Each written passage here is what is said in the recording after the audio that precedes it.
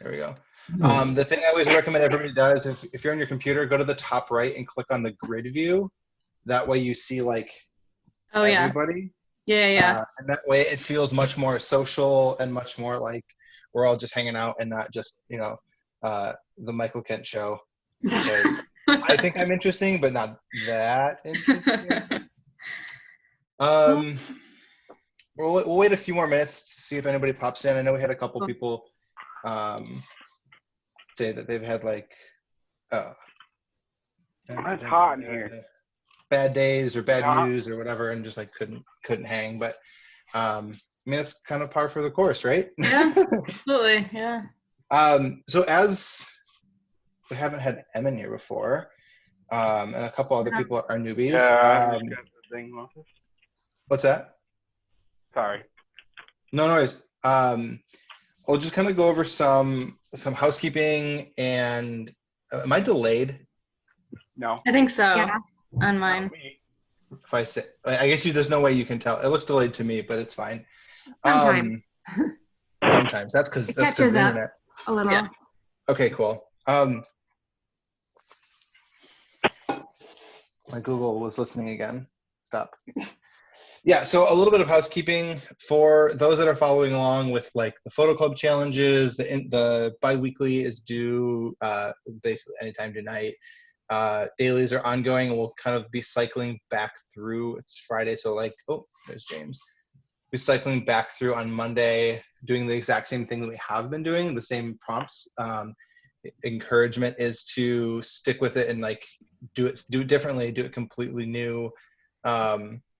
And as we go through here, this is kind of the first time we've done the kind of like interview version of this thing. Thank you, Em, for trying out our why not being our guinea pig on this. Yeah. Sarah's here.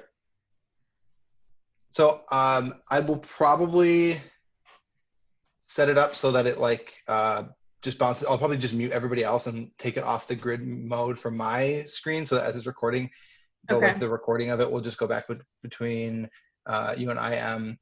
And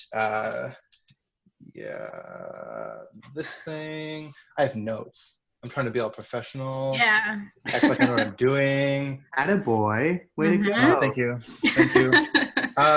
We'll do basically, again, because this is kind of like the first interview version of this thing, I do want to kind of, I mean, as always, I'm open for feedback, and I want to basically make this space as valuable as possible for anybody. I will be eventually like muting everybody else if we can focus on us, and we will, when we're done, I'll open it up just for like 10 minutes or so if anybody wants to ask you any questions. Sure. Or if anybody has any like feedback and anything that they just want to like chat about, and we'll do introductions then as well, because I want to just kind of get into things. I'm stalling now because I'm waiting just to see if anybody pops in. We have a couple more. Yeah, that works. I saw Sarah popped on and then disappeared. Oh. So anybody have anything? Okay. Oh yeah, that was the other big thing I want to say is as these things continue and as the news gets like not amazing, I want to put I want to define when we are not talking about news, viral outbreaks, the shitty things happening around you, your family, and I want this to be a safe place that people can kind of vent about things. But I know if we let it go, if we just don't put rules down on it, that's all we'll talk about, and then that's all anyone talks about anyway. So I think we should really focus on trying to stay away from that towards like whether it's like within an interview model, if we start talking about not talking about it, and then at the end we can kind of open it up to like, hey, tell me about the shitty things that happened in your life. Like we can go into that. But if we're just talking, I think we should start with, I guess we'll just, as we talk, we'll just define when we're talking about kind of piss poor news, and when we're just trying to be like, hey, does anybody hear any good things, any puppies that were adorable today? And I did see a bunch of people got new dogs, and I think that's going to be a thing that people do. Okay, that's right. Fine. Yeah, why not? Well, I know Sarah Shade popped in here, and now she's gone. So Micah. I'm gonna see if she's having tech problems, and then we'll wait a couple more minutes because I think she would like this. Say it again. Oh my goodness. Oh, wait, that's not a new dog, is it? Yeah, he's new. No. Oh my God, what's his name?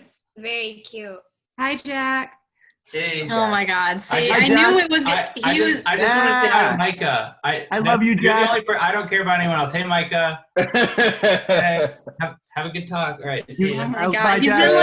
He's been like in the doorway for like the past couple of minutes, just like I can see like half of his face, and he's like, "What the? So Get out of I didn't here!" know Micah was there now. Sorry. You knew Micah was gonna be here. Oh Oh my God. Whatever. Anyway. Jack, I miss you. Happy. God, it's terrible. It's okay. There you are, Sarah. Listening to audio. Sarah.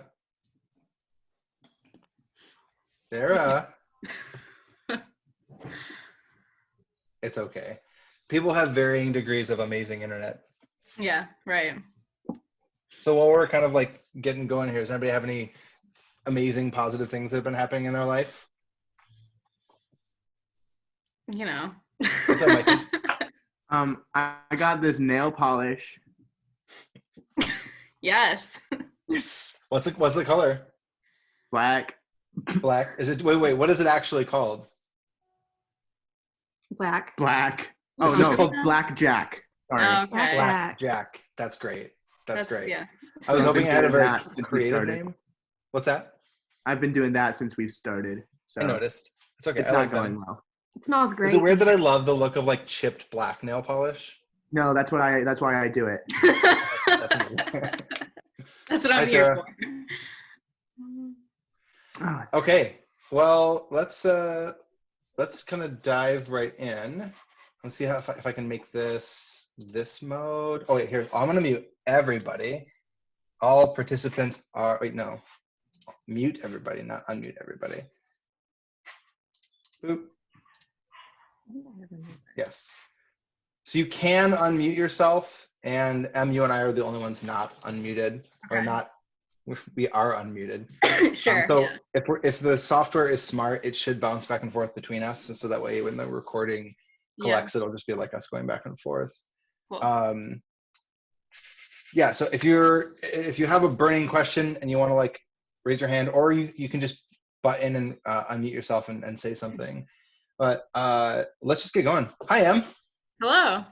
You know me. My name is I know Michael. you. Yeah. Yep. When we weren't just heads on a computer screen, we are friends who have done some art stuff together. Yes. And for those that aren't aware, I feel like you should be, though I haven't had a chance to put a blog post together. Em did the Photo Club branding, and spoilers, she's working on some stuff for the Allentown photography stuff. And it has been just an incredible experience working with you as a creative and as a graphic design visionary. That's great language. That's nice. I like that, yeah. I really like the story about how we ended up talking about this, because I was working on some other I think I was working on creating a really bad Photo Club logo for like the Pride workshop that we did last season, and I was at Black Market and I ran up to you like, I think you were walking home or something. Yeah. So, yeah, I was walking home. I had been there. I don't know what I was doing, but I'd been there and I was walking home, and I heard my name like a couple times, but I didn't know if it was me. I have like a fear of turning around thinking that it's me and someone's not talking to me at all. It's like a deep thing. And so I was like, I'm not going to turn around. And then it was very evident. It was like, and so I like turned, and it was you just like running down the street. And it was just like, I have this idea.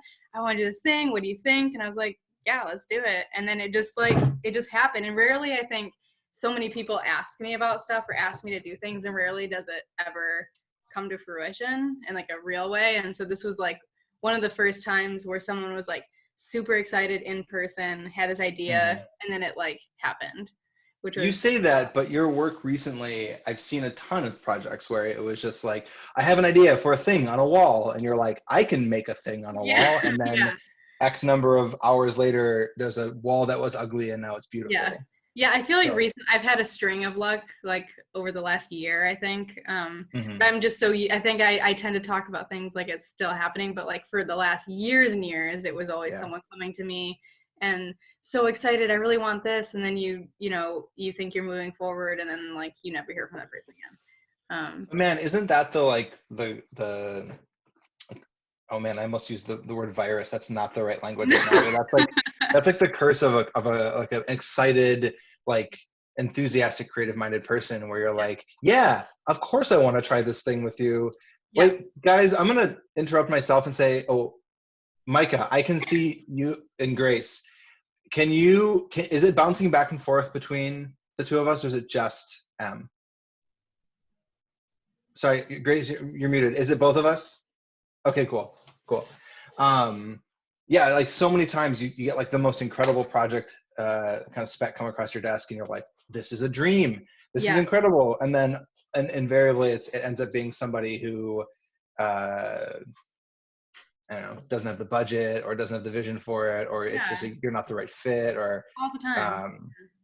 yeah. So it really was. I don't want to say a risk, but it was definitely like, hey Em, I don't know if you do this thing, but it would be really fun. And then like cut to our photo club stuff looks unreal. Like I'm beyond happy with how it all came together. It's so I don't know, it's so cool. I mean, I want to do a post and like, and we've talked about this, like talk about it more because it like I want to explain to people like how special and how cool this one was. It was like because there wasn't any sacrifices. Like in the past when I would do logo or graphic design work, it's always like they they come to me knowing I'm an illustrator, and then they end up wanting something that's completely opposite of what I do. Yeah. And it's like, why did you know, and they got me all like psyched and amped up for this like project that's going to be like awesome. And then they just like, don't like that idea.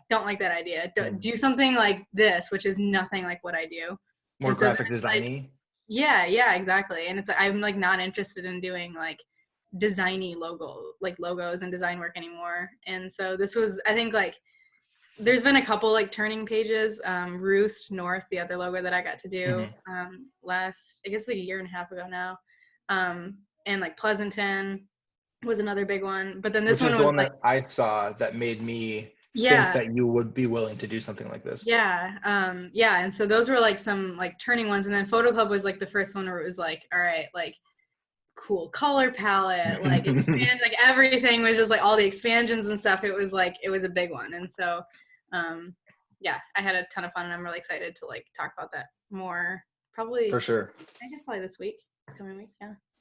Yeah, I for those that haven't been following, you know, the epic story of Em Randall, I know a lot of people know you as like that person who does those murals outside of Black Market, who isn't Farley, right?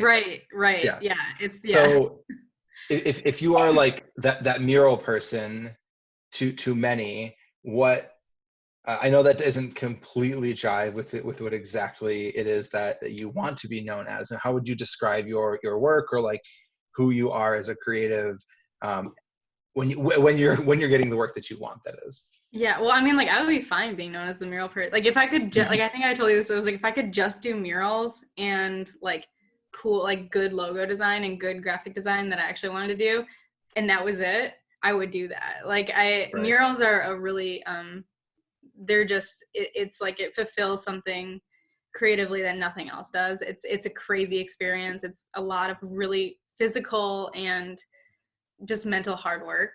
And so yeah, so I don't even know what the question was. I was like, I just want to talk about how much I love murals, but Talk about murals. yeah, I guess I don't know. And yeah, I don't know. I would be So fine being known as like the mural artist in town. That'd be fine. Yeah. So that leads me into like what isn't the last question, but was my last question, and we'll like jump ahead. Yeah. Is this like, I know that through the process that we worked together, your work was very like gestural and very like hands-on and very like tactile and very non like computer driven. Yeah. And sitting here talking to a bunch of people, I know there are many people who do like lots of creative acts outside of photography, but like this group, it started around a photo club. And I know that like when I'm sitting here, you know, in a normal June, with like up to my neck in photo work, I miss that like that hands-on, that tactile. Can you talk a little bit about that? Like, because I know you do play in both, because you ended up giving me digital files. Yeah. Your work obviously has to live on a computer somewhere. Right. Yeah. It's a tough thing, I think, being someone who, like, everything I do starts as a painting. Like, no matter what it is, no matter what kind of graphic it ends up being, I start physically painting it. And then I will scan it in and then kind of do that. I have a really, like, weird relationship with digital because I tend to, like, I think, like, my roots tend to be, like, no, like, digital's bad. It's not real art kind of thing, even though that's not true. But I think like, like 4 or 5 years ago when I really started taking design seriously, it was like finding that balance between utilizing, graphics to like further and expand and allow, clients and stuff to have it in a more accessible way, but then still retain, what I was passionate about, which is like hand painting everything. Even if I have to clean it up digitally and like, move things around and like redo it, I have to tactile. I have to paint it first. It's like a weird, like that is the first step no matter what. And even like even when I do like rough sketches, like I've started to do rough sketches for clients digitally, like sending them like a digital version, like the ones that I've sent you that are in red pencil. Those are digital, but I did it in pencil first and then traced it with a red pencil. It's like a weird thing. Like, even though I have the tools at my disposal to just do it digitally, just sketch it out digitally, I still have to do it in pencil first. Is that a technical limitation, or what causes you to feel the need to go back to that kind of tactile? I don't know. I think it just is like my roots of how my mind gets something out. Like, it's never going to feel the same way using a stylus on my iPad than it is like with a pencil and paper. Like, it just flows different. It feels different. Ideas can be more rapid that way. But then, I mean, I also waste a lot of paper doing that because it's just like, like a cartoonist, like where it's like more and just sheets flying everywhere. It's kind of like how I work anyways. But so I think that finding that balance has been really important to me over the last couple of years, especially like trying to balance a little bit more versus being like, I can only do tactile, I can only sketch it by hand, and trying to find more of a balance there. Well, I know the only way that I can really relate, because my background, though it is, I did go to art school, my background very much is computer based. I mean, I used to still do, I build computers for fun, but I can't draw to save my, if it was like, your family's in that burning building, draw me a fire hydrant, I'm like, it's not going to come out right. It's going to be wonky. It's going to like be upside down for some reason. Perspective will be off. And it doesn't feel right. And I can't, but I will say that I do know the feeling of having like a very nice computer in front of me and someone needs to relay some information to me. And I have to find like a piece of paper and pen to put those notes on paper. Yeah. I then get frantic when I lose that scrap of paper. So I have to like find a way to then like transcribe it into my digital life so that it's searchable. But there is that for whatever reason, the need to like put something down on paper. Yeah, it really does. I don't know if it cements it in the brain differently or what. I don't know the neuroscience. It's something weird. So this is actually like very pertains to something that happened the other day. So I keep like a stack of like all of my sketches, everything like on my desk. And then throughout, work weeks, it'll just sort of whatever. And I was having to reorganize it the other day, and I was trying to explain Jack like my system. And it's like rough sketches that might be used one day, rough sketches that I really like right now, rough sketches that were already used for something that I don't want to recycle. And then it was like pieces that were painted, like icons and stuff that I'm not ready to get rid of. And then there's another pile for like pieces of paper I can use the back of, like sketches that I don't like anymore, but I can still use that piece of paper again. And they're like stacked like that, you know what I mean? Like opposites. And some of them are on clipboards, and to me, it makes sense, but it's a very chaotic system for. I have seen this pile. Yeah. You brought a pile of it to Black Market when we did an interview together. Yeah. I'm insane. I mean, it was chaos, but it was organized chaos for sure. Yeah. You did seem to know what you were doing with that. Yeah. I try, and then the pile, I get like anxious about a pile, and I'm like, there's something in there that I don't want to deal with, and I don't remember what it is. So that pile is dead to me, and it no longer exists. Yeah, for sure. I mean, I can relate to that because I will spend time. It's like mentally I can't deal with that. I'm just gonna like let it accumulate until I like have the patience to go through it again. And like, Oh, and then man. then I mess it up. Like the next day, everything will be out of order, and then it's just like a cycle. But it works. Man. It's fine. That's I don't know if I'm like constantly questing for like the new kind of workflow and process to keep things all together, but I just don't think there will ever be I mean, somebody needs to invent some sort of like you do it physical and it becomes digital magically. I've seen sketchbooks that try to do that and promise that they're going to do that, but Plant? uh, No way. oh, they're working on that, man. No way. No, they're working. Elon Musk is trying to get something done like by next year. I'm not joking. No, I'm not okay with it. Shut him Yeah, down. I'm gonna say I was okay with it, but it is coming. No, I know it. No, I know it's coming. It's been in the works for like 2 years or something. Like they started talking about it in a real way, and I was immediately like, absolutely not. No. Yeah, I'm a little bit less immediate about it. Like I'm so intrigued by the idea, but the idea that like some billionaire has something like in the back of my head that I mean, I'm hoping it's one-way communication that he It's can't then not. put thoughts back in. No. That They'll sounds so make it dystopian, right? But that's like within the realm of like what we're talking about. Yeah, it's crazy. It's nuts. It's I can't deal yeah, with it. it blows my mind. Too much. So I wanted to ask you about kind of like I know you do a lot of your work from home, and I see you out at like coffee shops and whatnot. And Jack is a coffee shop, obviously a coffee shop person, Yeah. but has the kind of the upending of the world, everything kind of like going kind of insular and sort of like locked off. Has that changed your creative workflow? Are you just still doing the same things you were always doing, or? Yeah, it has changed zero for me. Like everyone was like, in the first days was like, oh, I can't handle this quarantine. It's changed nothing for me, like at all. Like I will like go to the coffee shop because I feel like I have to. Like I feel like I have to like go see people, and I feel like I have to like make human contact. But like, and I do. I mean, to an extent, I'm like, I'm a person. I do to a certain extent need that, but I'm like 100% fine, and I feel very lucky to that. Like my normal workday is just this quarantine. Like I was made for this. Like this happening. It's just like, all right, I'm here. I mean, like obviously, like workflow stuff is like scary. It's scary being a designer during this because it's like the first thing to go for a lot of people is like design. It's like we're halting all projects. Like a lot of my designer friends are kind of like scared right now. Because it's like places like Live Nation and where they depend on a lot of income for like touring bands, it's like done, like everyone's stopped, and like so all work is kind of halted for a lot of designers, so that's scary. But I think like a day-to-day like lifestyle, like I'm just not affected. It just doesn't. If anything, I've been going outside more. I mean, like not like I'm not going in groups, but like we've been going on big walks in our neighborhood. We've been going to hiking trails. It's like yeah, so we've been just doing like that more than normal. So yeah, I've noticed the trails are a lot busier right now. We went on a hike today. What's that? Not where we've gone. Like today, we went to the Sleeping Bear, and there wasn't a single person. Like on the. I haven't even been out there yet since. Yeah, it was crazy. Is everything open?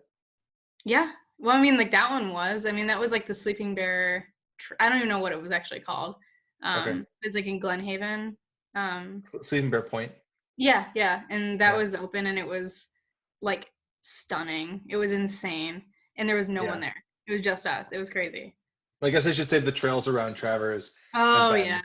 We haven't taken Milo on one of our like big hikes out towards the lake. I should though. Yeah. I'm sure he would love it. Yeah, it's yeah.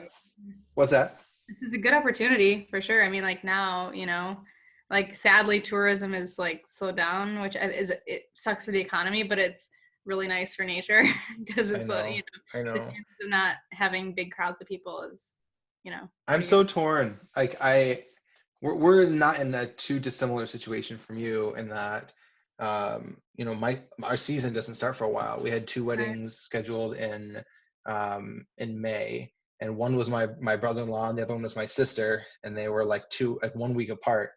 And they're going to reschedule, but I didn't charge my family for weddings. So like so far I've booked a few things since everything has gone crazy. And I actually just got a text just now, somebody asking to do family pictures.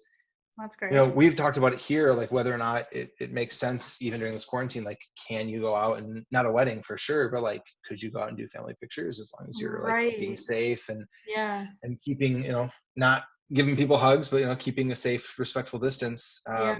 I don't know. It still feels kind of weird to me, and I don't know that I don't know I don't know that I want to be the person being like, hey guys, just keep doing your work, like go do your Yeah. thing. So this is the Yeah. time of year when we're normally like just sitting back and working on branding and working on building our next season. And having Milo this year, it's also been like we've been in quarantine for the last 4 months anyway, because Right. we haven't really seen anybody for a while, because it's just been Right. like making sure that that thing stays alive. Yeah. Yeah. So yeah, I don't know. I've always had a little bit of like what's the word? Not empathy. What am I trying to say? Where I want the thing you have, like the grass is always greener kind of effect. Oh, Like yeah. Right. not what's the word I'm looking? Doesn't matter. Don't look Yeah. for words. Grass is Um, it's fine. I got it. I've always had this feeling of like, oh, graphic designers, your life is so great. And all you have to do is like sit at a computer, do a thing, and then just the money rolls in, baby. Like the money just happens.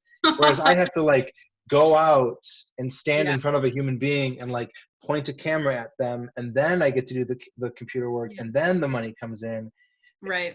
And in this era where we are all like self-quarantining, self-isolating, I mean, it is really nice to have a thing that you, I mean, I'm sure, you know, people aren't wanting to spend money right now, but I'm sure my father runs a public relations and marketing company, and he's got clients that are like, we need to keep up the marketing so that when this Oh, wow. goes back to normal, that we're hitting the ground running and we're like Yeah. back up and making up for lost time. So he's still just doing like the normal everyday thing. Yeah. Just his office is now like his laptop on the kitchen table. Right. Yeah. That's interesting. That's crazy. Mhm. It's like the complete opposite of like all my graphic design friends. Like that's so crazy Interesting. how like something so similar can be like so vastly different, like in this Right. situation, you know what I mean? Yeah, oh, for sure. And I feel like a lot of the times graphic designers and photographers are very like similarly minded people, but our Yeah. work ends up being so dramatically different. I'm Oh, lumping you in as a graphic designer just because that's kind of like what you are to me right right. now. Yeah. So, you know, if that's not the right language, whatever, No, I I'm mean, just wrong. no, absolutely. I mean, like I think I consider myself like an illustrator first and foremost, but if I look at my like career, it's like no, I'm definitely a graphic designer first Yeah, and foremost. That's where like the majority of like my income comes from. But I consider myself and like that's like you know what I mean. I think that 100%. which I don't think that like it like lessens either one. It's just like that's just how it is.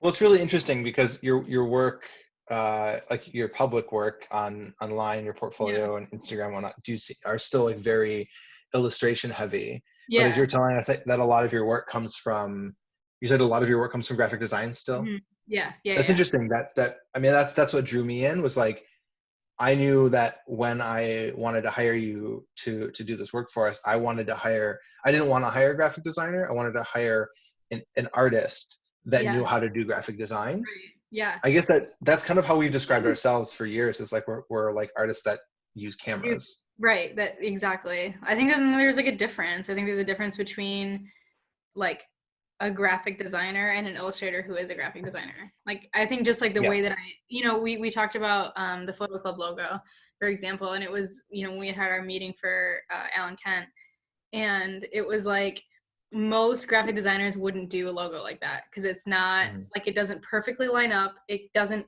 perfectly have spacing on all sides of the border. But Mhm. to me, it looks like there's something like that's so fun and free about it because it's not Yeah. that. And because it doesn't look like a stock photo. Like if you want to go to Creative Market and pay $50 for a logo, you can do that. But it's Mhm. going to look like a Creative Market logo. It's going to look like something that was pulled from Pinterest that someone finds in their like a board. Yeah. And like there's That a goes big back to our discussion a while back about kind of recursive inspiration, being inspired by everything, all of the things that everybody else in your industry is being inspired by, yeah. which is something that we'll probably need to talk about as a photo club community. Like, I was actually phrasing this in my head a couple of days ago, kind of like there's a new trend that's coming into the photo world, and it's like, how do you be inspired by something that like objectively looks great. Like you look and you're like, that is so cool. How do you take that and not go, cool, let me find the same tutorial that person did and like glue my photos onto it, or like glue my camera into that situation. Instead, like, how do you take that, break down what they did, see what you like about it, become inspired by that thing, and evolve that with your voice. Yeah, and I think that a lot of times too, exactly that. It's about finding like what elements of that you're drawn to, because a lot of the time, like for me, I mean, like as a designer, of course I use Pinterest, of course I use like looking at other people's logos to like get inspired or get in the zone, but oftentimes it's like, oh, I really like how they arc the lettering over this like weird illustration, and it's like I wonder, and then every time without fail what I do is like it ends up like on a different, like completely different thing. And so I think there's nothing wrong with being inspired by other people's stuff. It's just about finding like what in particular is drawing you to that. It's not because I mean, if you want to copy someone's work, that's shit. Like you shouldn't be doing that. You shouldn't be like going like, I need to do that, and then like tracing something. It's like find out what it is that drew you to that part of the design and find out how you can do it in your own voice. Like a lot of times, like I love like cowgirl stuff. Like there's a lot of like weird like cowgirl illustration things, and I think they're so cool. And a lot of times it has to do with like the expressiveness and like body posture. And so there's things like that I then try and go, okay, that's really interesting. I've never seen that kind of like body posture in like a character or something. And I'll go, I want to do something similar to that. That also comes back to, I'm going to keep referencing like the last time we like interviewed together, and nobody else is going to remember those things because it was just us. Yeah. But our discussion about how your ladies, your characters tend to like be feminine while also being like non-gendered. Yeah. And I feel like there's something interesting about that like cowgirl aesthetic that has, which I'm not traditionally drawn to. Right. But there is something interesting about the way you've utilized it, where it has like you're pulling something that is like traditionally masculine and you're putting these like feminine characters in it, but they still like, they retain the strength, they retain the energy, but still retain their femininity at the same time. It's pretty interesting. Yeah, well I think that like there's so much like that you can like, I don't even know how to explain it, like emotion wise that you can convey in like body movement and like just like simple gestures, even like a hand tilted like a specific way. It's like it can be very gentle or it can be like not that. And I think that there are so many, especially like old pictures of like these like, I don't even know how to explain it. There's like these like iconic pictures of like these like black and white like cowgirls like on a fence post, and there's like a certain way like this like effortlessness, which I don't know. I mean, cowgirls are a very weird example for me. Like, it's not like I'm just like all day like, man, look at these cowgirls. I gotta like try and like make whatever. But I think that and there's something about it that like in a feminine, I think like way like with my gals that you can use posture as not like in a strictly feminine way, but like express different emotions like that. I don't know. It's always weird for me trying to like dissect like what's going on in my own head and explain it outwardly, but well, your work feels very much like a tap directly into like the psyche that you're like you've been dealt, or the inspiration that you're specifically questing after. And so to sit down and actually talk about it, I feel like in some ways is maybe a little bit reductive, because does it just defy inspection? Like does it really need to be inspected? I mean, I'm having a blast. I'm enjoying talking about it, but like sometimes, I mean, that's the problem with the art critic, right? Instead of being an art critic, you should just like go, or instead of listening to an art critic, you should just like go to a museum and look at the work yourself. Right. Yeah. Oh no. I totally know. And I think that like I tend to like get more flustered with like pointed questions. Like I was like, who are your girls? Like, you know, like what do they mean? And like very like straightforward questions. Sometimes I go like, well, I don't know. Like, I don't know why I started illustrating them. I don't know really where they came from. I don't know why. I don't really have like you know what I mean? And so I think that kind of boiling it down in like simpler terms of being like they express feelings or how I feel about things, and then also like magical weird shit, because not everything has to have like this like deep meaning of like it's about my anxiety about, you know, XXX, which is like that's awesome too, and I do that all the time, but it doesn't always have to be that. it can be Right. just fun and magical and weird just for the sake of it, just because it's like I thought of something and like I want to do that. Like that's an idea I have. Or sometimes it's like, man, I've been like festering on this idea and like this, I really, it's special, it's important, I need to do it. And it's not one or the other all the time.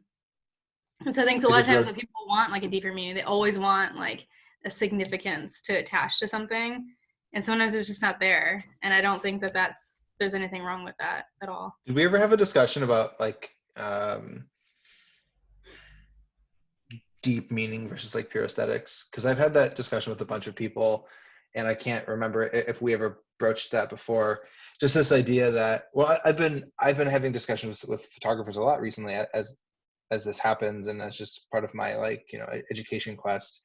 But it's like talking with some people who like, part of their job or part of their interest in like a creative act is literally just the creation and isn't necessarily like the deeper meaning behind it. And actually, I was talking with my father about this, about one of the projects he was working on for a client, and he was kind of like discussing going into a new venture and wanting to do it for pure profit, and kind of lamenting that idea, not for himself, but like for somebody else.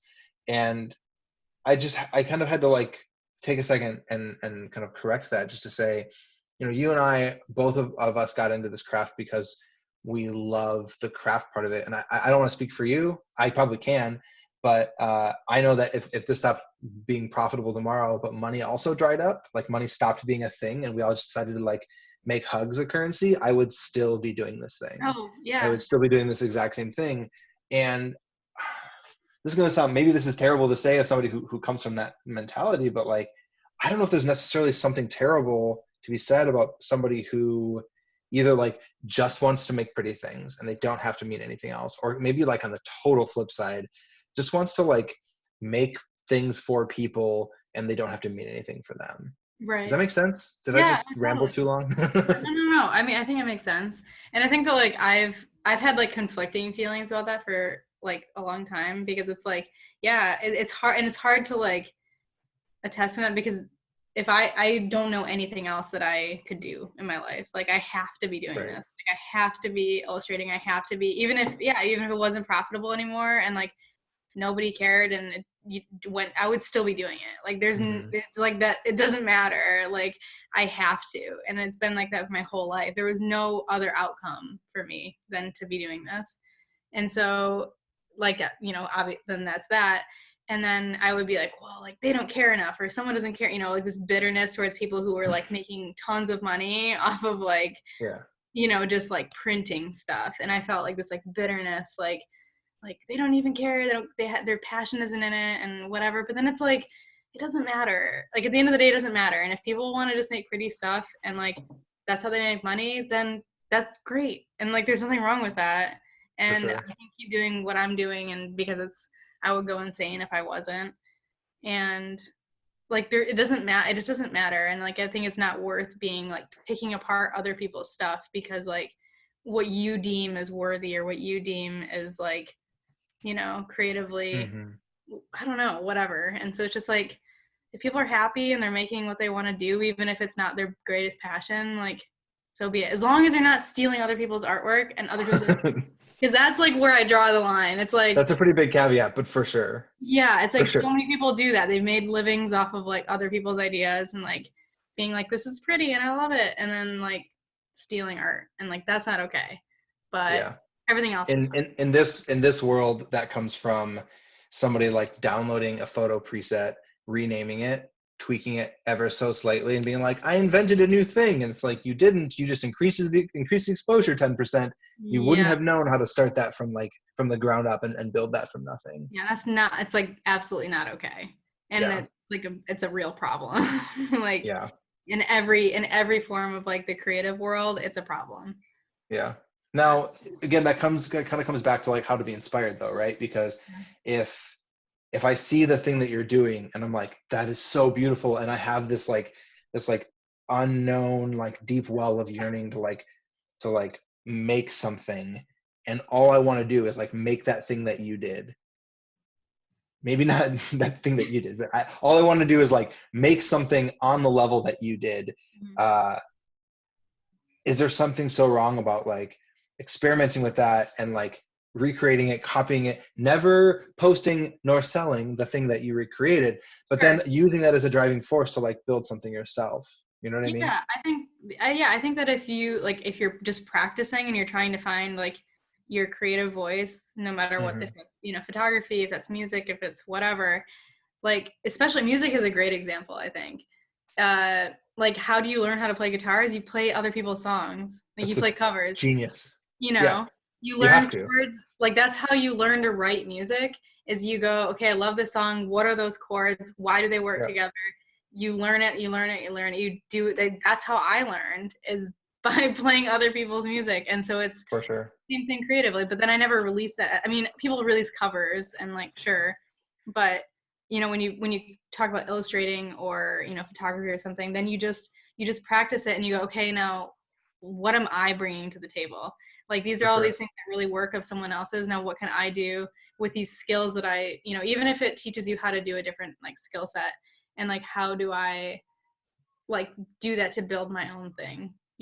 But that thing, that like building my own thing, that's like, we could talk for 2 hours, and I do want to change topics in a second. We could talk for 2 hours about like finding your thing. In the photo world, it's often described as like finding your voice, or finding like finding your like angle on something. But it took me 6 years, at least more than that, to really find like the thing that I loved doing.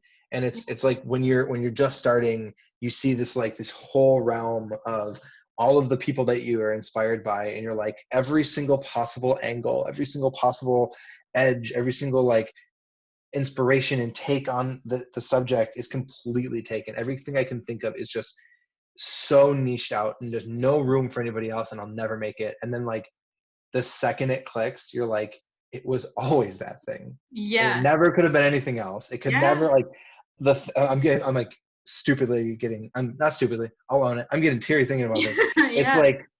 It's like the thing that you want to do is so like, when it fits just right, like it feels like it was always there. Like, that's putting it perfectly. Like, absolutely, 100%. It's like, I love, so good. No, go ahead. I was just gonna say, I love that photographer, illustrator, graphic designer, writer, musician, like, these are not different genres at all. It's all the same.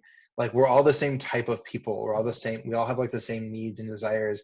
It's just like, I am way more of a computer geek. And so like these things drew me in because I can, like, I tried to draw in college and it was abysmal. I actually found my old, figure drawing class notebook, and I'm using it as like our like daily checkoff list, like to keep myself sane. I wake up in the morning and I look at what I was supposed to do yesterday, and I scratch off the ones I did yesterday.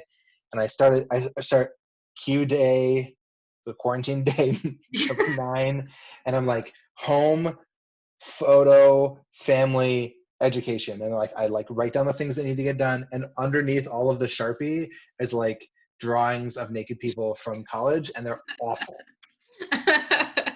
What a way to repurpose. I love it. Yeah, it's a great sketchbook. It's huge. I'm gonna go to the store, and then I was like, I don't want to touch anything in a store right now. I know. Yeah. Oh, we're not going to talk about viruses, but I did watch a whole thing from like Dr. Fauci. Yeah, Fauci. And he was like, here are the things you shouldn't be afraid of touching. And one of them is like, you can still order things from Amazon. Don't worry about it. Yeah, like, right.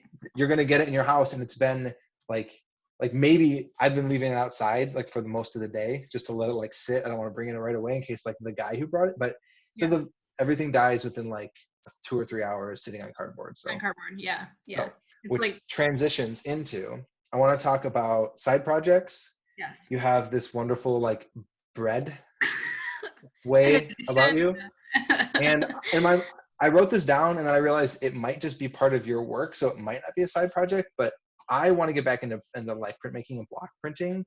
Yeah. And I saw you with what's the wiggly thing called? Baron or no? Baron.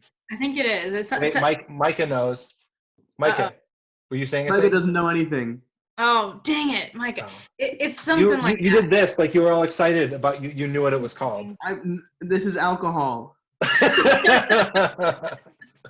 All right. Yeah, it's something like that. Yeah. That's a Baron sounds right. Yeah, I think it's like yeah, it's I did the first round for like the pre-order stuff that I did. I did a round of prints that were exclusive for that because I'm still testing. I don't have confidence in my block printing abilities yet. Like it's not perfected, but it's a really cool process. It takes a really long time. It's kind of frustrating.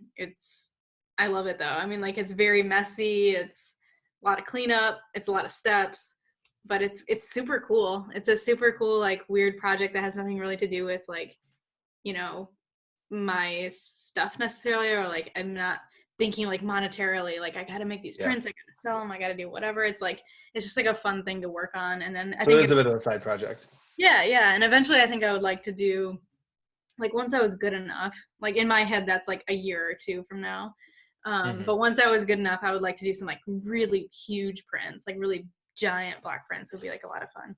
This was my wedding gift. Is that a block print? Wedding gift to me. This is it's the same process, but it's a 3-color relief painting or relief print. It is not like the Battleship linoleum. It's like it's like softer, but not like that spongy stuff. It's almost like Coroplast. It's incredible, but I won't move the camera to show it to you. But I'll put a picture up in the meeting notes afterwards. But it's just it's a printmaker that I went to college with. He came to our wedding, and I love printmakers because they make the best trash.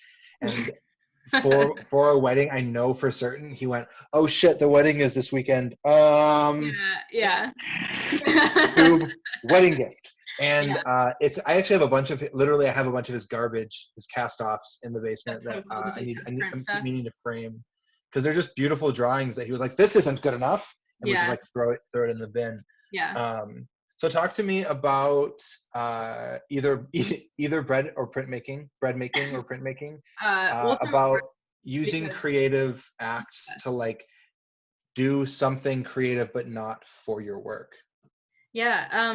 So bread making, I think, is even more so than printmaking, because printmaking is like I'm still doing my artwork, I'm still doing like whatever, and bread making is something that I'm not a patient person like at all. And so I think that bread making is something that requires a ton of patience. And so it's this like really great practice for me mentally to do is like failing and failing and failing and failing and keep doing it over and over again, and like being okay with like fucking things up sometimes. Like that's like, and so I think that bread making is perfect for me because I also don't like failure. I'm not patient, like yada. It's everything that like I shouldn't, be okay with, and it is, and bread is the best. And like after this past year of really just like learning and trying different recipes, I finally like I hit my stride. And so now I'm like, I feel very confident to venture into other things. I did focaccia the other day, and it was like, I saw. Oh, it was bonkers. It was so good. We ate it for 3 days, and it kept getting like better. It was crazy. What? It was insane. I don't even know. It was crazy. It was so good. I felt like on your Instagram story, I could taste it. Like I could feel the texture of it. So salty. Oh my God. It was so good. It was crazy. And but like doing it, like I wouldn't have thought that I could do that had it not been for like this whole past year of trying different recipes and knowing how bread works, like on a molecular like science level, and like knowing what I can do, what I can't do, how long I can handle it. And I was like, I'm doing this focaccia, like I got this. And it was like a wild, like it had to ferment for a long time at room temperature, and then like you got to uncover it. It was this whole thing, and it turned out like perfect, and it felt like really good for me. So is this a pretty good stress reliever for you when you're like sick of your work? Yeah, like, well, it's the thing that I'll do like throughout the day too. So a lot of times I'll start the bread this is so funny. I'll like usually work for a couple hours, and then as soon as I start to feel like the ick kind of like I gotta just step away, I'll start making bread, and that takes like a chunk of time. Come back to work for an hour. Next step of bread. It's like and everything's like so specifically timed that I know exactly how long I have to like be working, and so it breaks up my day really well. I It gives love me a lot that. of mental breaks. Yeah, it's incredible. It's helped me a ton, I think, with my just work days and in general. So there's this, I'm not going to pronounce it right. I think it's like an Italian tomato. It's like Pomodoro. I There's think this that's right. like, there's this like freelancer or like entrepreneur like technique for keeping yourself like active and structured and like and focused, which is to Yeah. break your day up into these little chunks. And Yeah. I'm not good at focus. I'm not good at like getting things done in an orderly fashion. So for me, when I leave my like task, when I'm like sitting here doing this thing and like focused, it like it's really hard for me to want to get up and like break that, even when I'm feeling like just like terrible. If I still feel shitty and I'm like, I just need to step away from this. It like pains me to do it because I'm afraid I'm not going to get back to it. But I Yeah. think there's something really nice about that sort of like consistent timed. I'm not even going to ask this as a question. I'm just going to venture to guess that by consistently doing this, that you would feel that whatever it's like 47 minutes or 82 minutes, whatever, like between like the first proof and the second proof Yeah. of the bread, that you're like, oh, I got more done in that time because I knew that I only had this much time left. Yeah, absolutely. And a lot of times it'll be like I'll be in the middle of something, the timer's going off, and I'm like, dang it, but it's like a good like just stop. Like it doesn't Yeah. matter. You know what I mean? It's a really good reminder of like it literally doesn't matter if you go in there and shape the loaf or you come back to it. Like you can stop. Like you do not have a boss. So it was like right now, and I'm like extremely lucky. And I think that those are just like little reminders, because I can fall into pockets like the same thing where it's like I've been sitting at my desk for 6 hours and I realize I haven't drank water today. You know what I mean? Where it's just like Yeah, I'm same. like so in it, especially like when I'm at the end of a design project and it's like getting everything, all the files set up, everything like going like in this final like push of things. I'll like zone out and time is gone and it's like how have I been sitting here for 6 hours and my legs are cramped because I've been in like my bent in the same way the whole time. And then like those I don't, especially if I'm doing stuff on my screen, it means that I don't have a show playing. It means I don't have mute, so I'm like silence and just for like hours just like sitting and doing something. And so yeah, I think that working on bread, it sounds so silly, but I think that No, has it really doesn't. really It helped really me. doesn't sound silly at all. I think that there's something really special about it. I had spoken about I've spoken about this with a lot of people, but I spoke about how I hung up all other creative processes, all of their creative acts. Like I have a mandolin right behind the computer here. I have two guitars, an acoustic, actually I had three, an acoustic, an electric, and a 12 string, and like I haven't touched them essentially since I started this photo community or this photography company, like Allenham Photography. I made a decision. Like I stopped playing video games for the most part. I stopped doing I was like antisocial for years, and I was just like focused on like doing this one thing, partially out of necessity. If when we got started, there was just like no money anywhere. It was during a recession, and I was just like, got to get this done. And coming back on the other side, I've made jokes with Brooke for probably like 2 or 3 years of like, it'd be really nice having hobbies, doing things with other people. Like I just feel like I'm in this right now, especially right now, I'm in this like constant quest for kind of like other things to do. I did recently decide to start playing video games again, and I bought a VR headset and a really nice computer for it. Yeah, Hunter, you see. So this makes you look real cool. Hold on. Oh my Ready for god, this? that's next level. You went to the deep end. You didn't just go. This is the deep end. You went all the way. Look at that.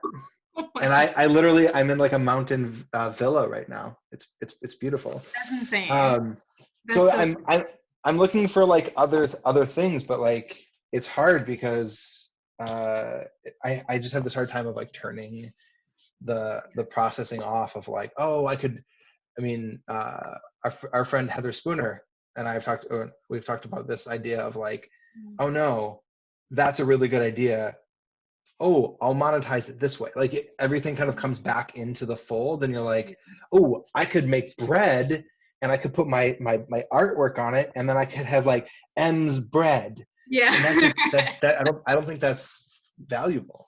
Right. No, I think that you have to have something, especially if you are creative and you make money off of like what you love to do. It's like you have to have something else that has nothing to do with your business. Like it's really important. And like Jack and I had, dreamed of like the bakery. Like that was like a thing like we talked about for years. Like, oh, we're gonna do, it was really funny. We had this thing that we wanted to do a biscuit and bagel place. And then it was like Gold Baby Biscuits open and then Bubby's open. And we're like, damn it, like that was our Yeah, but we have both. Yeah, now there's both. They're not, neither of them are as good as theirs. Yeah, except for Bubby's are like they're so good. They're Bubby's so bagels good. are, like, actual real bagels. They're so good. That you don't toast. Well, we toasted them because I like toasted bagels. You know what? Whatever. They did the same thing in New York. They're like, we recommend don't toast the bagels. Have you tried it untoasted though? I've tried. I'm a toasted person. Me too. But they have converted me. They have converted me. I'll try it, but I'm not gonna. I also have some Bubbies in the freezer right now that I stocked up on. I went and picked up some the other day or yesterday, and I also have some like crappy ones that I got at Target, and the Target ones always get toasted. Yeah. But the bagels like frozen, like good bagels frozen and toasted, I've had really bad experience with. They're not gonna have the same texture. Like something goes wrong with the texture, like in between. Just so you're warned. Don't expect the really. I'll admit, I bought 2 extra, and I bought them half just to support them, to make sure that they exist after the end of this thing. Yeah, no, that's good of you. Last time we went to New York though, or I guess it was the time before.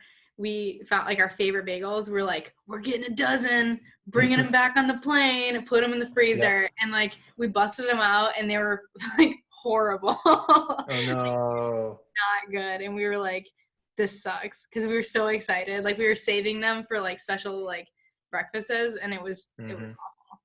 That's disappointing. Well, now you have them right here. Yeah. Right. Yeah. Yeah. Oh, I gotta go anywhere. It's great.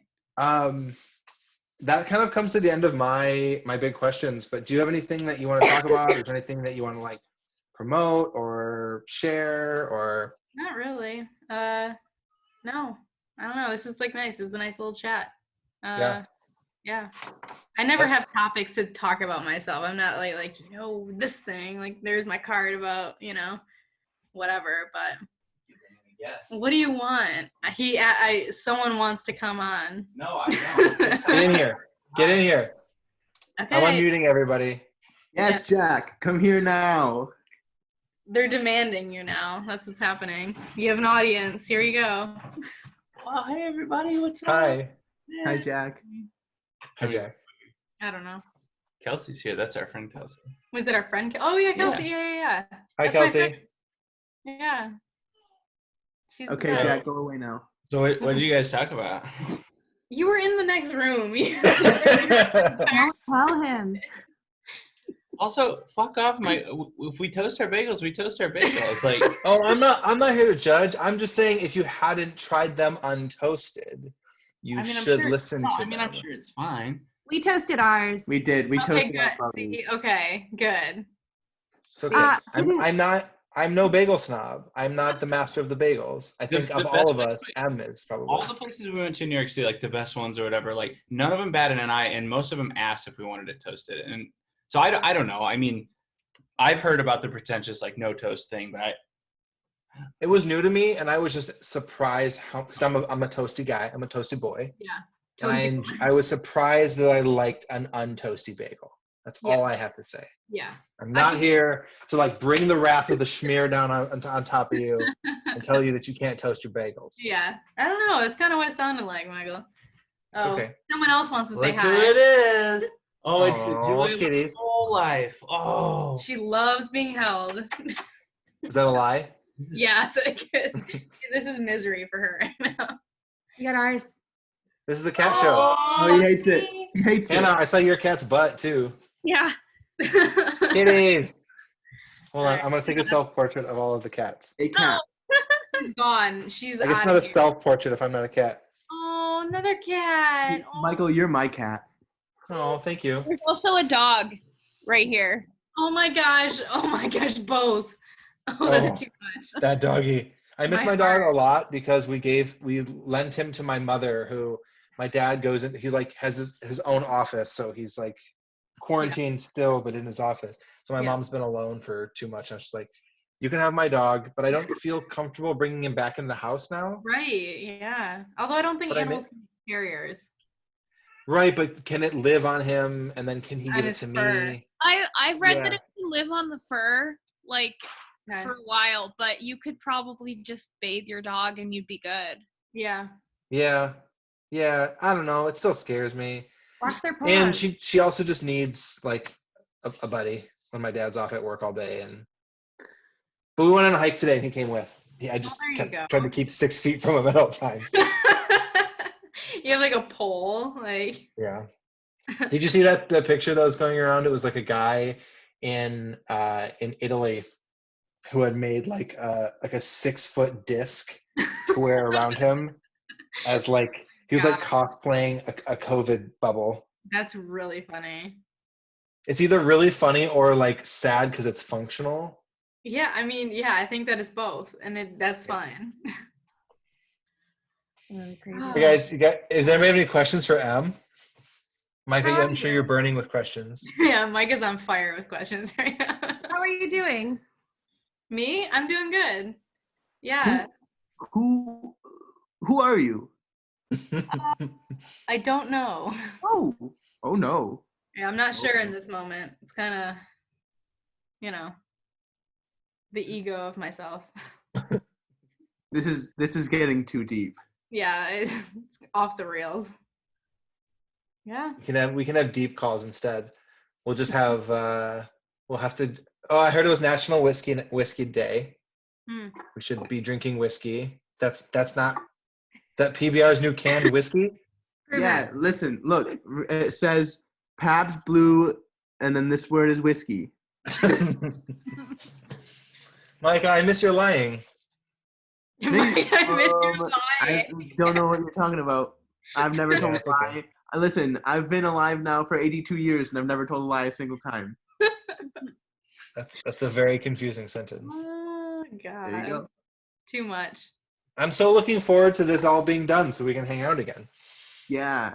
Kristen and I had a really long conversation earlier about, like, what is the other side? What is that going to look like? No one Seriously. knows.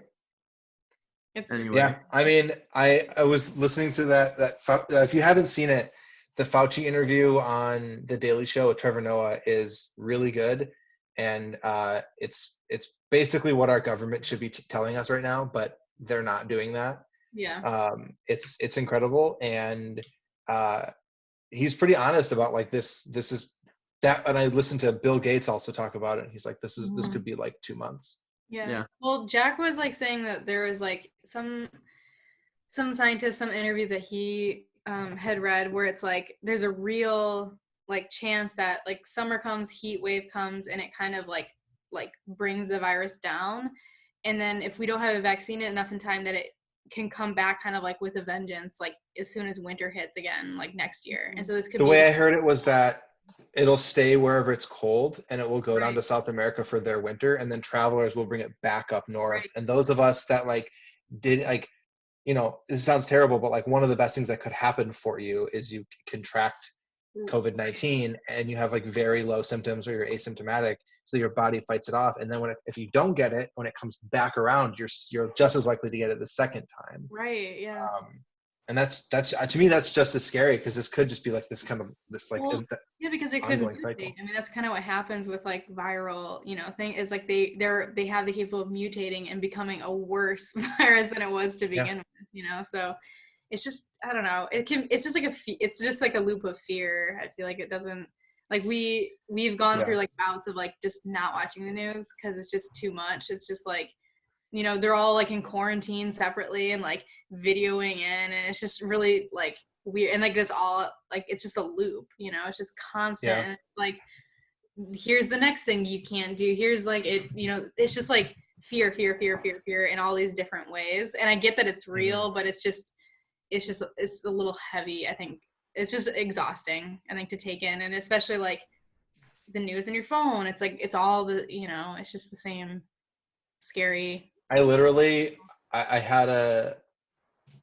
bad like few hours the other day, and I was just like feeling shitty about everything, and like I have this like pit in my stomach that just like won't go away. And I'm like a really positive, upbeat person. Yeah. And so I haven't dealt with any of this stuff in my life for the most part. I've had it like pretty easy with that kind of stuff, but I think that's just what people call anxiety, and I'm not used to having it. And so, first of all, it was like, for a while, I was like, is this part of it? Do I have it? And then you Google it, and it's like nothing with tummies. It's all like sinus and bronchial and breathing. Yeah. But I like saw my phone beep, and I like across the kitchen was like trying to read it without, if it was bad, not catch what it actually was. And it just said good news. And I clicked on it. It was somebody's tweet, and it was like, this famous person had it, is like recovering and is better now. And I was like, oh good. But like that, all of that consternation to go from like, that phone over there, is that going to cause me a lot of stress, or do I want to read with that? Is that my mom being like, here's a picture of your dog? Weird. You really gotta like, vet it out. Well, we were talking about this today, even, that it's like this 4-week long tsunami that you're watching come closer and closer and closer. And it's like pretty much here, but it's still not the worst of it yet. So you're like, oh God, it's like right here. And it's this prolonged anxiety that's like feeling normal now. It's like, oh, it's just normal to feel anxious all the time. Right. How do we describe it? Like like an Olympic diver standing on the edge of a like a deep dark pool, and you're like, all right, I'm going in. But it's like 4 weeks of like, maybe you're going in. And I mean, I don't want to be overly optimistic, but we might never go in. We might not get a huge case of it up here. We're so isolated. I mean, we probably will, and we'll probably like have a moment where none of us want to leave the house at all. Like, not just like to self-quarantine, but like, don't leave the house or you'll get it. But there's a chance that we'll just like always kind of be on that precipice of like diving in, and then just be like, oh, yeah, it's gone. Bye. Yeah. Hopefully. Somebody described self-quarantining like, if you do it right, if we all practice social isolation or social distancing the correct way, it will all feel like it was for nothing. Because less people will have it, your friends and family will be fine, and you'll just do this thing, and then it will all disappear. Right. Well, that's how it should be. It's better to be, it's better to like be safe than sorry. I mean, I know that's like whatever, but it is. It's better to have all this happen, and to know that like you did everything you could, and that it was like, abated while it was able to, then like everyone be like, well, whatever. And then like everyone that, you know what I mean? Like, I have so many friends who have like autoimmune stuff, or like my mom has chronic bronchitis, and like, just like things, it's like, I think about that all the time. I think about her, and like, me being a carrier and not knowing and feeling fine, and then like saying, oh, whatever, I'm fine, like I don't have it, and then going to see my mom and then giving it to her like that. It's just, for sure. Just like, it's just better to whatever. And I think that, I don't know, like I think that I always have like anxiety simmering all the time. It's like my normal baseline. And so for me, I haven't felt that. I think like that, like on the edge of, whatever, like anxiety I haven't felt it, besides like pockets of specific things, like my mom and like friends of mine, and things like that. But other than that, I feel like just be smart about it. And like, we just have to, like, there's nothing we can do. Like we have no control of it. There is nothing we can do besides doing what we're already doing, being smart, being safe, and riding it out. And like being very grateful that, for what we do have, and that there are people like in this world who have it so much fucking worse during all this. And, just, I don't know, just appreciating what we have and where we are. And I don't know. I've been thinking a lot about how well, like we were talking about earlier, like I started my business in a recession, and what is the thing that, I mean, and there were all these like memes being pushed around about how like all these like famous works of art that were like built during quarantine, during isolation. It's like, what beautiful thing is being built right now Mhm. that is completely out of necessity? I mean, selfishly, I hope that this is one of those things, that like this community that we're building is like a place that people can feel safe, can feel like a moment of respite, and Yeah. that from here, like I don't know what this is going to look like in 6-8 months. Like maybe we all get over this really quick, but we all miss communicating this way, and so we all, these Zoom calls, not just ours, but like in general, I know Yeah. lots of people are doing things like this. This is great for people who are stuck in home, or like my mom just discovered this, and her like weekly trivia team is now like meeting here instead, Yeah. and that's just kind of awesome.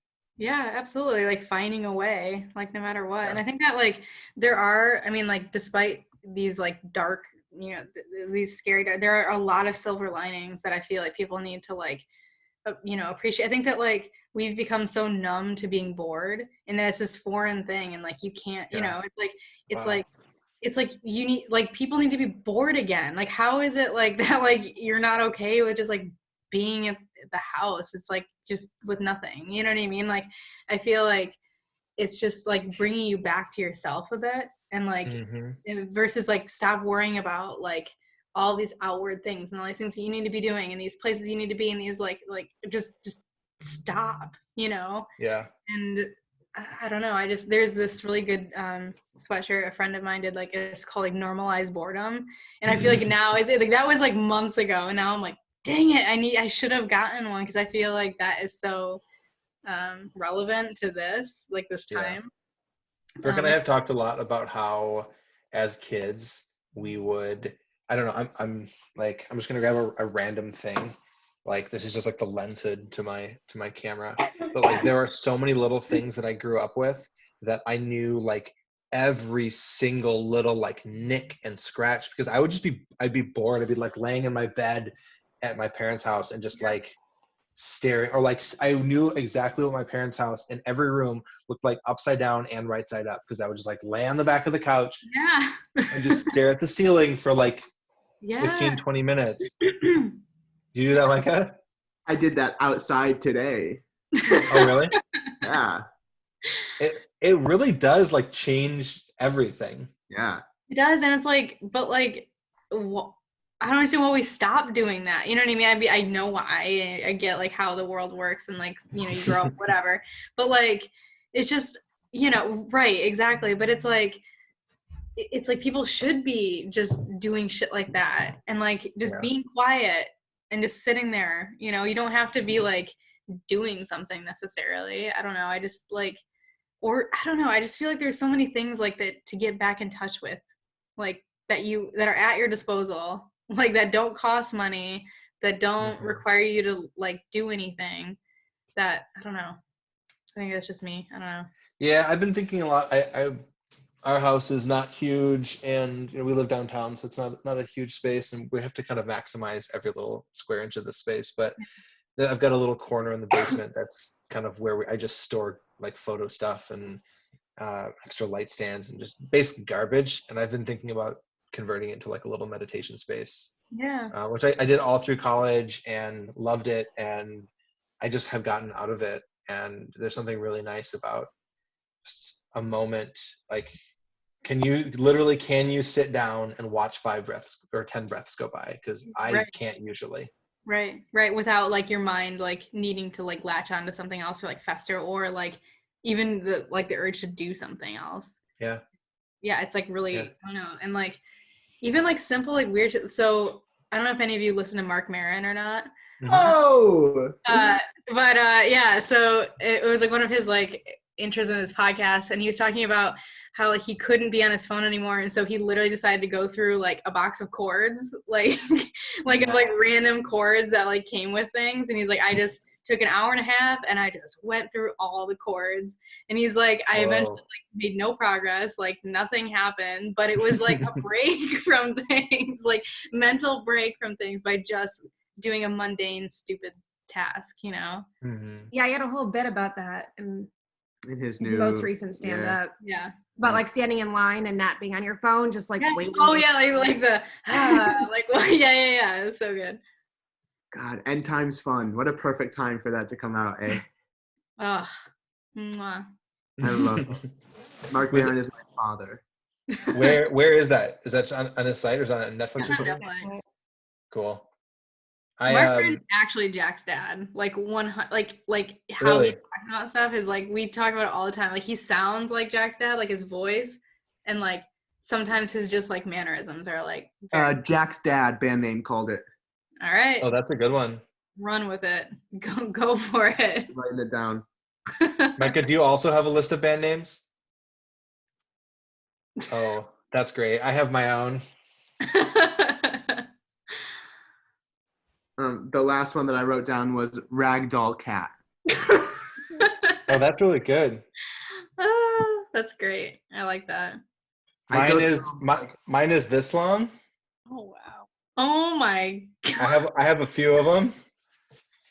That's I started writing mine down at like the beginning of January, but I've been just saying band name called it for like a good long while now. Yeah. God. But then you never have it when you need it if you don't write it down. Like Brooke Allen is the best Halloween costume inventor at 11 months out of the year. October rolls around, she can't think of anything. Does she not have a list going? I have a list for her. Okay, good. And it's extensive. All right. And it now has 3 people in it because it's so much fun to design costumes with 2 humans and a baby. Oh my God. My God. Oh, you don't even know. Like you are so lucky for Halloween this year. It's oh my God. I remember when like my friend like had her baby and I was just like it comes so easy and there's so many cool ones you can do. Oh my gosh. Oh, it's so good. I can't wait to see your costume. It's going to be really good. Oh, God. I'm trying to come up with a good one that isn't giving away too much. No, give it away. We need to know. Ghostbusters, anybody? Yeah. Okay. Like, okay. The original. Yeah. Gatekeeper, Keymaster, and Gozer. Oh. I thought that was pretty good. Yeah, that's good. Yeah. This one just says adorable whales. Yeah, I don't totally understand how that was gonna play out. How do you make it like put hearts on your cheeks? I guess so. Also, These are just ideas that Brooke will have, and she'll be like, "This is a great Halloween costume." And then I used to have a Twitter account called Brooke Oween, and I lost the password to it a long time ago. So I would just tweet them out every time she. Yeah. Okay, I got to go back to band names, and then we should wrap it. Band names. Let's see, the first one I wrote down was the Headed Whatevers. Secret Toast. Secret Toast. Mm-hmm. Oh, this is a good one. A photographer friend of ours came up north, and she, her oldest kid bought like $15 worth of jelly beans from the damn candy shop in Leland, and then immediately ate all of them, and then felt nauseous for like a day, and refused to admit that it was because of the sugar. And we decided it was a jelly bean hangover. So I think it's a great band name. There you go. Mm-hmm. I also want to point out that if I'm on the right account currently, Michael. Oh yeah, you find it? I think I found it. That April 24th, 2013. The tweet consists of 2 words. Will Smith. Hey, what? Does that sound about right? No. I want it to, but no. You're saying that's not. Let me see if I can find it. I mean, obviously it would still be public. So what about Macklemore? Is that also then incorrect? No, that is not correct. I'm now. Oh, this So one you're just says the dog needs to be docked. Oh, yeah, no, we're on the same one. I'm really glad you didn't do Will Smith. Oh my God, I'm glad that. Dr. Spaghetti. That's another Dr. Spaghetti. Dr. Spaghetti. Also, I want to see someone as Earthworm Jim. That's what you were yesterday. I was screaming about Earthworm Jim yesterday. That's awesome. What is the sound? We always go. He goes, ow, Ow! Oh, cat. You hated scared our that. cat. Sorry. Also, But some of these aren't even good. Why would you? Why would this account? This is correct. But why would this account tweet Will Smith? You should not do that costume. Yeah, no, you should. shut it down. We should all be the Avengers. This is not very good. I'm really disappointed. I thought this was a much better account. I like it. I'm following it. I also now. love that it's locked in 2013. Yeah. It also has 1 follower, and now it has 2. I'm the second. Yes. Wait, I want to know who that 1 follower is because I don't. It's probably not me. No, it's not. Oh, it's Micah maybe and my friend Roxy. Not even like any of my other accounts follow it. I didn't even follow my own novelty account. That's Me too. really funny. That's great. I also like the name Windows 95 for a band. Ooh, Yeah, good. that's a good one. Windows, that's a good like track name, like a title name, I think. Yeah. Oh yeah, half of these just end up being like your first album or or track name. Yeah. I do a lot of like song names, album names. Nice. Hot Milk. Hot milk? Mm-hmm. Dang. I like that one. Real simple. Real simple. I Hi, think guys. one of my best ones is Boy Uncle. Okay. That's also kind of a sad story, right? Right. Yeah. He's a boy. Like as a little boy who ended up being an uncle. His brother, too young. 16 years old, had a kid. Boy Uncle. Boy uncle. Boy uncle. Boy Uncle. Plus, it also sounds like a little bit of like a quiet expletive. Boy uncle. Boy Uncle. I hate that. That's where my mind went. Thank you. I don't like it. I just don't like that. Not you. I just don't like that I sound. just don't like that. you. I just don't like when you make sounds, Micah. No, I just don't. I've never liked Talk. that sound. It's like a creepy Mickey Mouse. Not a Why it fan. gotta be creepy? Why can't it just be Mickey Mouse?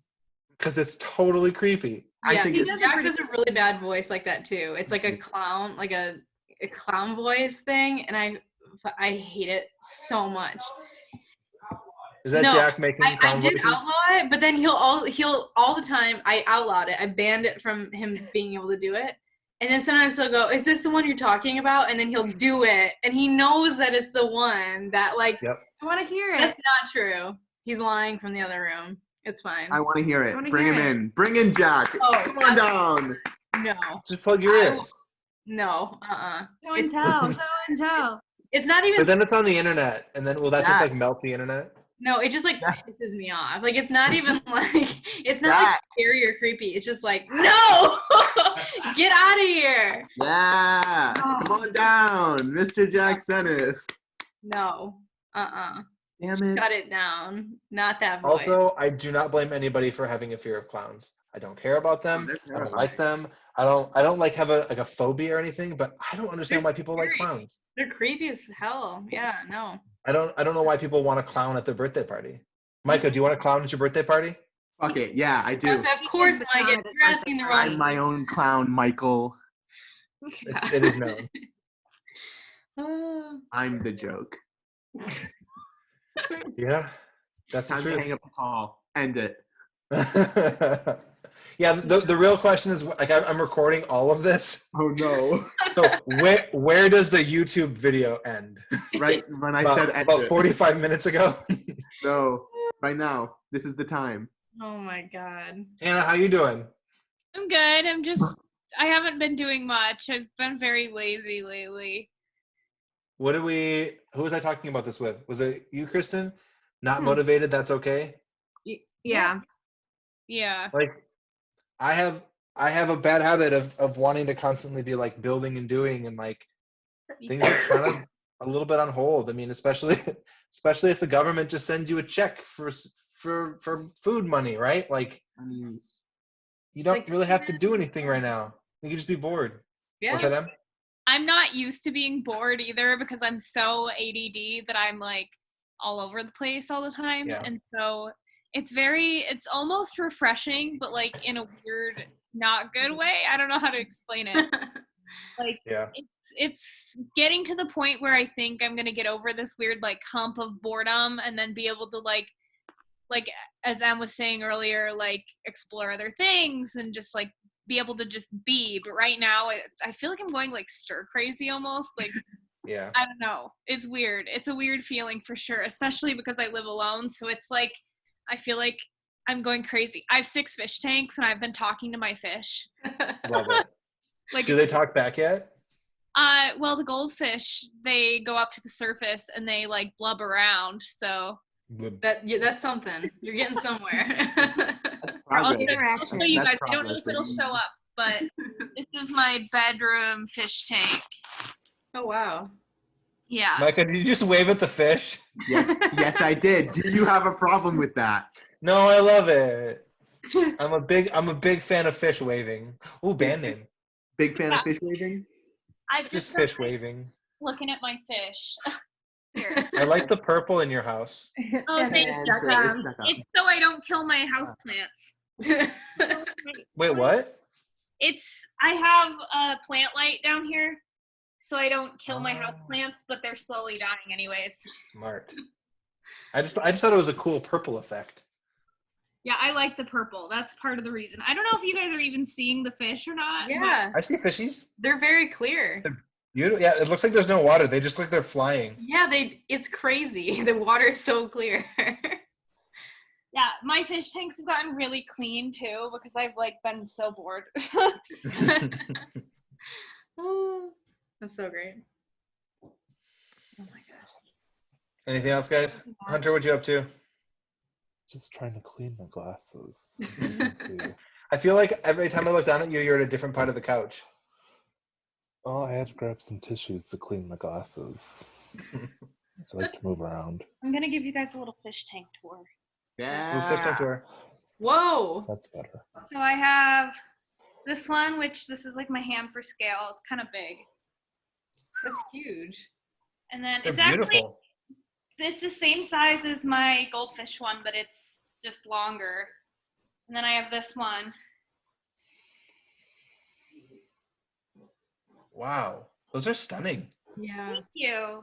Those And are then I really have this one that needs to be cleaned. It's a saltwater tank. It has a clownfish in it. Oh my god, those Wow. are so pretty. And then, hold on. And they're all different colors. I really love the colors in your place.